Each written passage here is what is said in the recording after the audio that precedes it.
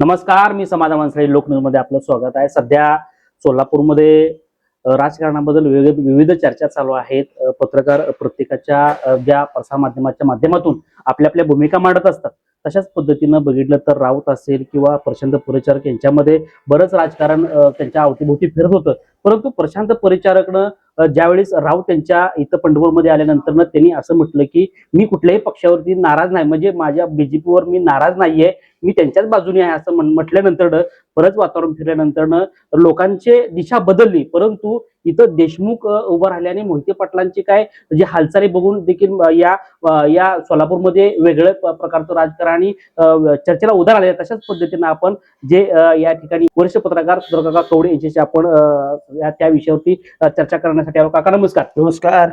आता गेल्या बऱ्याच दिवसापासून या विधानसभेच्या आमदाराच्या बद्दल जी चर्चा चालू आहे, राजकारण वेगवेगळं चालू आहे, तर काय कसं बघताय? पहिलं राजकारणामध्ये आता राजकारणामध्ये काय फरक आहे? एकंदरीत विधान परिषदेच्या या निवडणुकीकडे आज बघितलं तर पक्षीय राजकारणापेक्षा व्यक्तिगत राजकारण आणि या निवडणुकीमध्ये आपल्या मतदारसंघाचा विकास किंवा मतदारांना गृहीत धरून ही निवडणूक नेते मंडळींच्या पातळीवरती चालू आहे. ही निवडणूक मतदारांच्या पातळीवरती आणखी आलीच नाही.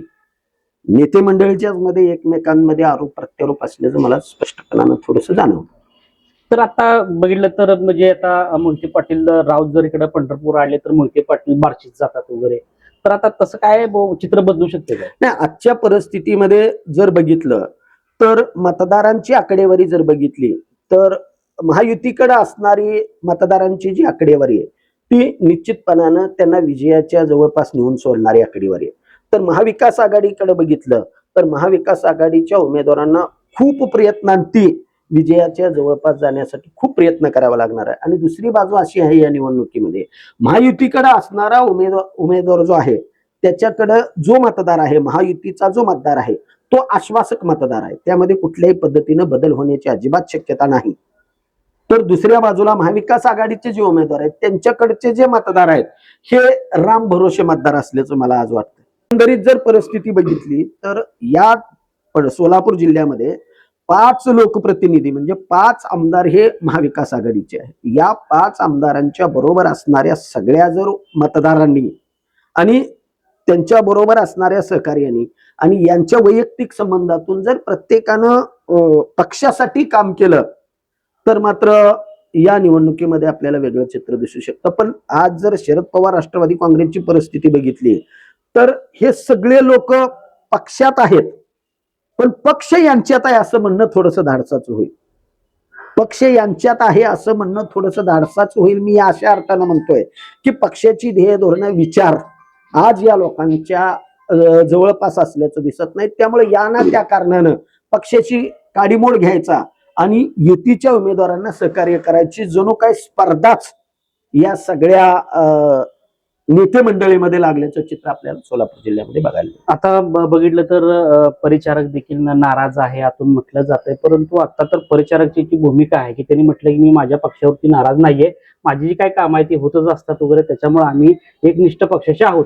परंतु आतून असं म्हटलं जातं की कुठं तर नाराज वगैरे. मी मगाशी ज्या पद्धतीने तुम्हाला म्हणलं की परिचारकांनी 2 दिवसामध्ये आपल्या कार्यकर्त्यांची नाराजी बाजूला काढून नाराजी दूर करून आता ते पक्षाच्या कामाला लागलेले आहेत. आता महाविकास आघाडीच्या उमेदवारांची किंवा महाविकास आघाडीची परिचारकांच्या बद्दल जी धारणा आहे ती निवळ राम भरोसे धारणा आहे.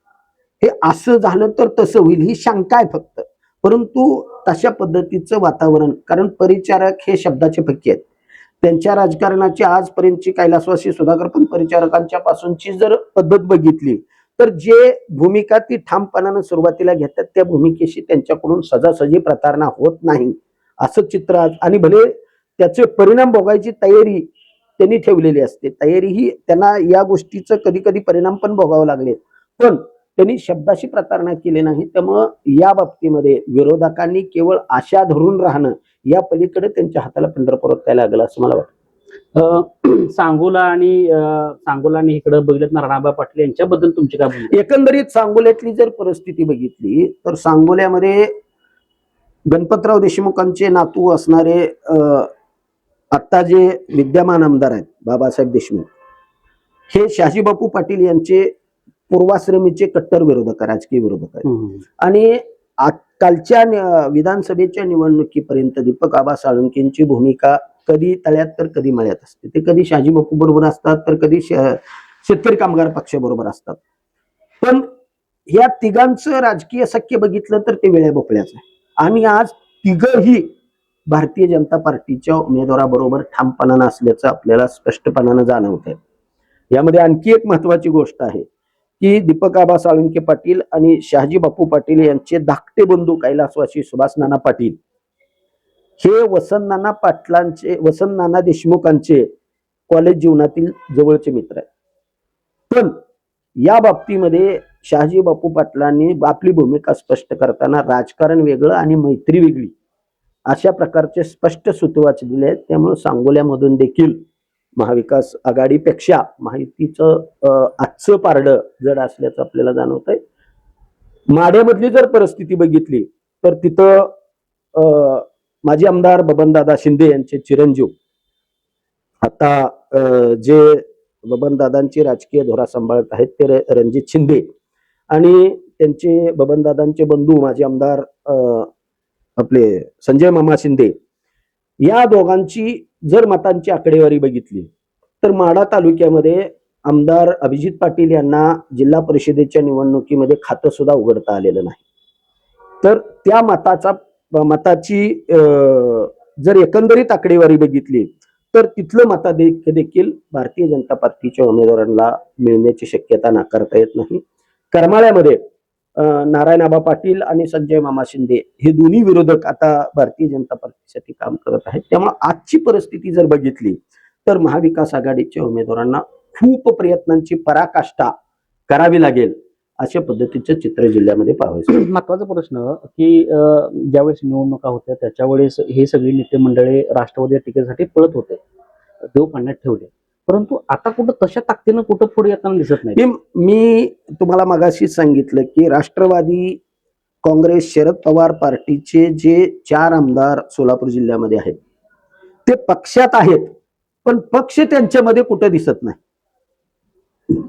शरद पवार साहेबांचा विचार घेऊन या निवडणुकीमध्ये मला तिकीट द्या म्हणून ज्या लोकांनी शरद पवार साहेब असतील किंवा मोहिते पाटील त्या काळामध्ये सोलापूर जिल्ह्यात शरद पवारांच्या पक्षाची धुरा सांभाळत होती, मोहिते पाटील असतील, यांच्या पायऱ्या झिजवल्या, उमेदवारी पदरात पाडून घेतली. शरद पवार साहेबांचं विधानसभेच्या वरचं वातावरण जे होतं, सहानुभूती होती सोलापूर जिल्ह्यामध्ये, पश्चिम महाराष्ट्रामध्ये, त्याचा उपयोग करून यांनी आमदारकी पदरात पाडून घेतली. पण आज मात्र हे कुणीच पक्षाबरोबर आणि पवार साहेबांबरोबर असल्याचं आपल्याला दिसत नाही.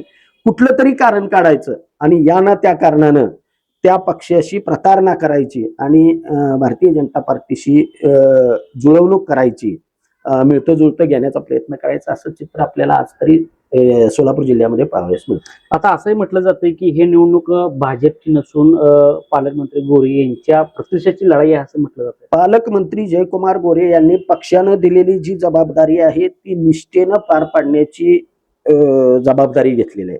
निवडणूक ही निवडणूक असते आणि ती जिंकण्यासाठी साम दाम दंड भेद या युद्धनीतीच्या 4 ज्या नीती आहेत, युद्धनीती, त्या सगळ्यांचा वापर करून ते या जिल्ह्यावरती भारतीय जनता पार्टीचं कमांड कसं राहील यासाठी प्रयत्न करतात.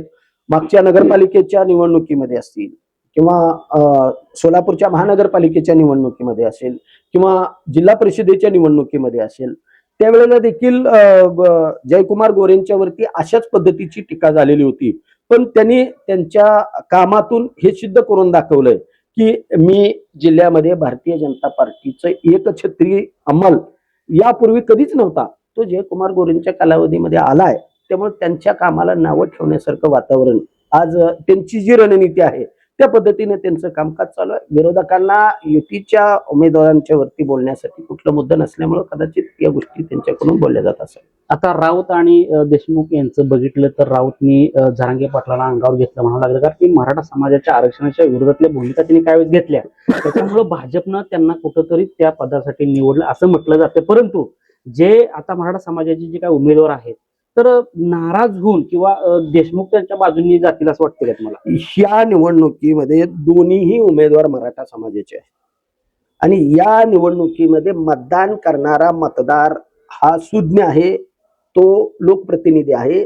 15 ते 20 हजार सामान्य मतदारांचं नेतृत्व करणारा तो नेता आहे.